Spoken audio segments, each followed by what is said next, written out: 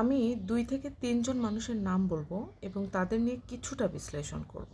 আপনারা মতামত দিবেন যে আমি ভুল কিছু বলেছি কিনা।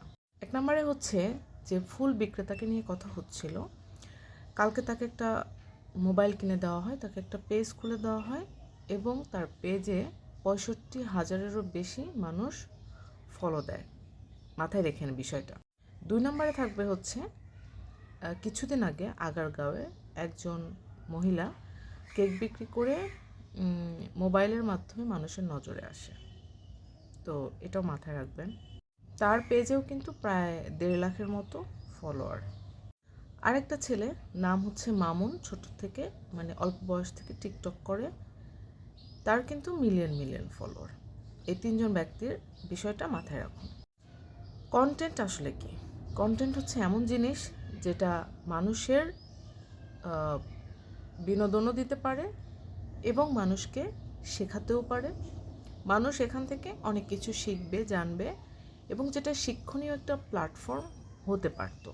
কিন্তু আমি যে ৩ জনের নাম বললাম, এই ৩ জনের থেকে শেখার মতো কী আছে সেটা একটু বলেন আপনারা। এই যে একজন ফুল বিক্রেতাকে মানুষ অর্থনৈতিক সাহায্য করতে পারে, তাকে একটা স্কুলে ভর্তি করে দিতে পারে, সে গরিব জন্য তার জন্য একটা ফান্ড অনেকে তৈরি করে তাকে ভালো অ্যামাউন্টের একটা টাকা দিতে পারে, তাকে ঘর বাড়ি তুলে দিতে পারে। এটা কিন্তু খুব ভালো একটা বিষয়। কিন্তু এই যে তার পেজে ৬৫,০০০ মানুষ তাকে একদিনের মধ্যে ফলো দিল, এরা কারা? ঢাকা শহরের অলিতে গলিতে অনেক বিক্রেতা আছে, তারা তাদের জীবনের প্রয়োজন একটা প্রোডাক্টকে সেল করে। কিন্তু তাদের কাছ থেকে শেখার মতো এমন কি আছে যে যার কারণে কোনো একজন কেক বিক্রি করছে, কোনো একজন সিঙ্গারা বিক্রি করছে, কোনো একজন পেঁয়াজু বিক্রি করছে, আমার তাকে দেখতে হবে, তাকে ফলো করতে হবে বা তার ভিডিও আমাকে দেখতে হবে? একটা ছেলে মাসের পর মাস শুধু নাচে, গায়, তারপর উল্টাপাল্টা করে, বুংবাং করে, সেই ছেলের কাছ থেকে আমাদের কী শেখার আছে? কিয়ামতের আলামত প্রসঙ্গে একটা কথা আমি পড়েছিলাম ছোট আলামতের মধ্যে, সেটা হচ্ছে মানে এমন সব লোক, মানে মূর্খদের কথা বলা হয়েছে, মূর্খরা এমনভাবে উপরে উঠবে, জ্ঞানীরা ঘরের মধ্যে লুকিয়ে থাকবে। আমার বাসায় MBA-র সার্টিফিকেট আছে, আমার নিজের। মাঝে মাঝে খুব অবাক লাগে, আজকে প্রায় ৪ বছরের বেশি সময় ধরে কিন্তু আমি কন্টেন্ট মেক করি। অনেক প্রসঙ্গে কথা বলেছি, পারিবারিক, বাচ্চাদের নিয়ে, কিভাবে সাংসারিক বিষয়গুলোকে উন্নতি করা যায়। এছাড়াও নানান রকম মানে শিক্ষণীয় নানান রকম ভিডিও আমি তৈরি করেছি। এখন আমার ফলোয়ার সংখ্যা ৪ লাখ ছুঁই ছুঁই। তো এখানে একটা কথা বলি, ২-৩ দিন পরে দেখবেন ফুল বিক্রেতার ফলোয়ার হয়ে যাচ্ছে 1 মিলিয়ন। এখন আমি আর ফুল বিক্রেতা ধরেন পাশাপাশি হেঁটে যাচ্ছি, তো আমাকে মানে আমার ফলোয়ার বা আমাকে নিয়ে অতটা শোরগোল নেই, বাট আপনি দেখলেন ওই ফুল বিক্রেতার ৪ পাশ দিয়ে ক্যামেরা ছেয়ে যাচ্ছে, তখন লজ্জাটা আসলে আমার লাগবে। কেন লাগবে সে প্রসঙ্গে আসছে। কারণ মানুষ এখন শিক্ষিত মানুষের কাছ থেকে জানার কিছু নাই, শিক্ষিত মানুষের কাছ থেকে বোঝারও কিছু নাই। শিক্ষিত মানুষ রাস্তা দিয়ে হেঁটে গেলেও তাদেরকে কেউ মানে দেখার প্রয়োজন মনে করে না। কিন্তু যেমন মিজান যদি রাস্তা দিয়ে হেঁটে যায়, যার ভাতের হোটেল নিয়ে এত ভাইরাল হয়েছে, তাকে নিয়ে নানান প্রশ্ন করবে, তার কাছ থেকে শেখার কি আছে? সেই উত্তরটা আমাকে একটু দেন তো।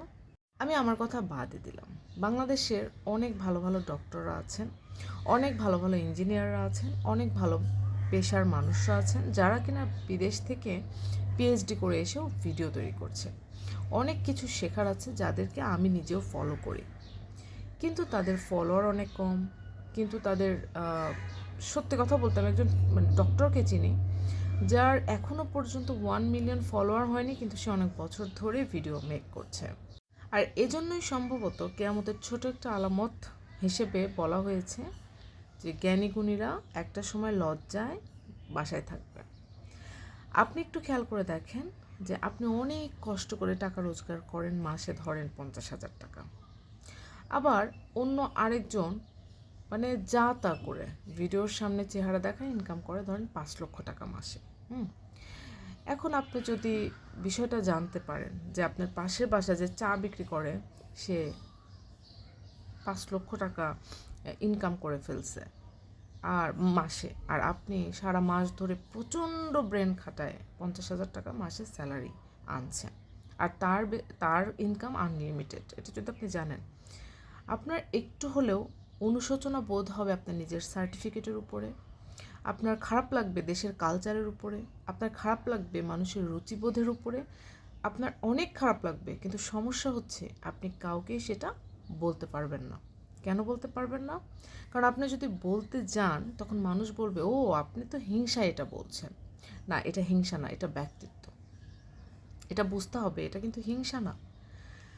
আপনি যদি মনে করেন যে অনেক অনেক সার্টিফিকেট অর্জন করে, অনেক পড়াশোনা করে, অনেক ত্যাগ স্বীকার করে, অনেকগুলো একটা সার্টিফিকেট অর্জনের পেছনে অনেকগুলো রাত জাগা সাক্ষী থাকে। আমার ঘরের একটা সার্টিফিকেটের পেছনে কী কী জড়িত আছে সেটা আমি জানি। বন্ধুদের টপকায় উপরে যেতে হবে, রাত জেগে আরও পড়তে হবে, তারপর মায়ের সাথে কোনো সাহায্য না করে, মাকে একটু ইয়ে করে প্রাইভেটে চলে যেতে হচ্ছে ওই সময়টাতে, যেখানে আমার মা অসুস্থ, মাথায় পানি দিতে হতো, কিন্তু প্রাইভেট টিচার, ওখানে পরীক্ষা আছে, ওটা করতে হচ্ছে।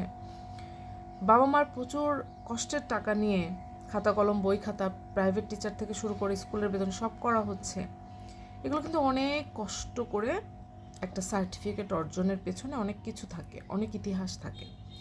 তো সেই ইতিহাসগুলো এক ঝলকেই শেষ হয়ে যাবে যখন আপনি দেখবেন যে এক অক্ষর পড়াশোনার জন্য কষ্ট না করা বাচ্চাটা বা ছেলেটা বা মেয়েটা আপনার থেকে অনেক টাকা ইনকাম করছে, এবং সেটা একেবারেই বলতে গেলে আজগুবিভাবে।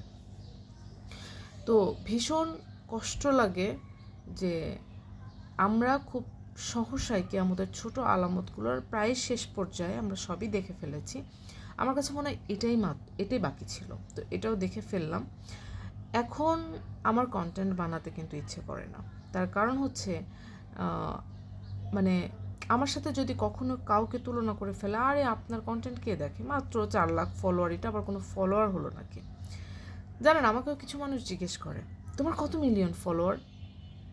আমি বলি, না মিলিয়ন নাই তো, কয়েক লাখ হবে। মানে আমার খারাপ লাগে। কেন খারাপ লাগে জানেন? কারণ শিক্ষণীয় বিষয়টা মানুষ পছন্দ করে না, শিক্ষণীয় জিনিসগুলো মানুষ দেখতে চায় না। এখন আমি যতই ভিডিও বানাই না কেন, আজকে যদি আমি ধরেন আজকে রাতের মধ্যে যদি একটা ভিডিও তৈরি করি যে আমি বাসায় প্রচণ্ড চেঁচামেচি করছি, আমার হাজব্যান্ডের সাথে ঝগড়া করছি, তাহলে কালকে ভাইরাল হয়ে যাবে। কেন হবে জানেন? কারণ এতদিন ধরে আমি ভিডিও করে আসছি, হাজব্যান্ডকে রেসপেক্ট করতে হবে। এখন আমি নিজেই ঝগড়া করছি, এটা দেখতে মানুষের খুব মজা লাগবে। কিন্তু এত যে পরামর্শ দিলাম, এত কিছু যে বলছি, কোনটা করলে ভালো কোনটা করলে ভালো না, সে বিষয়টা কিন্তু আর মানুষকে নাড়া দেয় না। তো ভিডিও সামনে বানাবো কি বানাবো না সেটা আসলে ডিপেন্ড করছে আপনারা কতটা পছন্দ করছেন সেটারই উপরে। আমাকে যারা এতদিন ফলো দিয়ে আসছে বা দেখে আসছে আমার ভিডিও, তাদের অবশ্যই একটা তাদেরকে এক্সপেকটেশন আমার প্রতি আছে যে আমি আরও ভালো ভিডিও তৈরি করব। হ্যাঁ, সেইটা থেকে হয়তো বা কিছু ভিডিও দিতে পারি, কিন্তু যদি আপনি চিন্তা করেন যে বাস্তবতার খাতিরে আসলে আমার ভিডিও করা উচিত কি না, না আমার, কারণ 5 বছর ধরে মাত্র 4 লাখ ফলোয়ার হয়েছে, এটা আমার কাছে এখন খুব লজ্জা লাগছে। কারণ একদিনে 50,000 ফলোয়ার, 60,000, 70,000 ফলোয়ার হয়ে যায় একদিনে, তার মানে 5-6 দিন পরে তার কয়েক লাখ ফলোয়ার হয়ে যাবে। আর এত কষ্ট করে মাত্র এইটুকু অর্জন, এটা ভাবতেই খুব খারাপ লাগছে। জানি না ভিডিওটা কে কীভাবে নেবেন, ক্ষমা সুন্দর দৃষ্টিতেই দেখবেন, ভুল আমারও হতে পারে, কিন্তু কেমন বৈষম্য হয়ে গেল না?